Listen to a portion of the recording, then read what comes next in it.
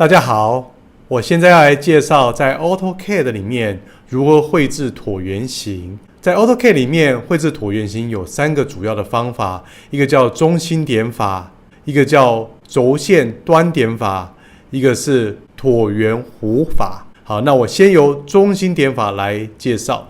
这边我先建构了2条直线，一个是 AB 线，一个是 CD 线。AB 线是横轴，也就是椭圆的长轴 ；CD 线是纵轴，也就是椭圆的短轴。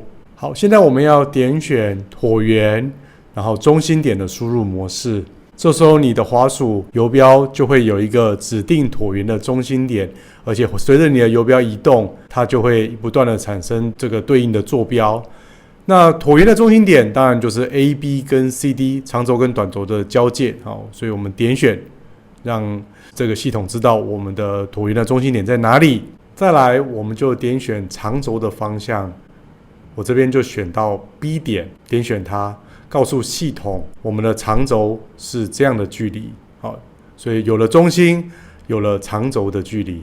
再来，我要指定短轴的位置，这边我选 C 点，所以这个系统就知道短轴在哪里，长度是多少。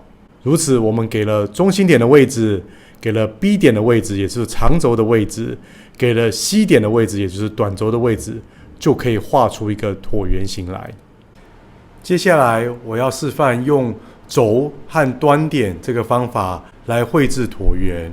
首先，我先点选长轴 A 跟 B 2个端点，然后我再选择短轴，这边我选择 D 点来告诉系统短轴的位置跟距离。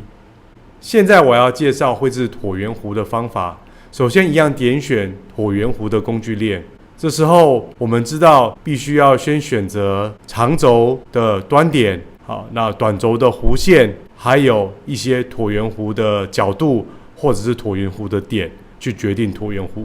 所以一样要有长轴、短轴的资讯，然后告诉系统说这样的一个椭圆我们要取它的弧线的哪一个线段。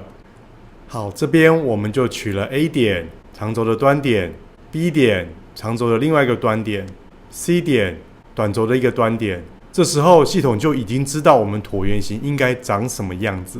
再来，我们告诉它弧线的线段，我们可以用角度，或者说我们直接用点选的方式告诉系统我们所要的椭圆的弧的端点在哪里。所以你这边点选2次，你就可以得到了椭圆弧的弧线。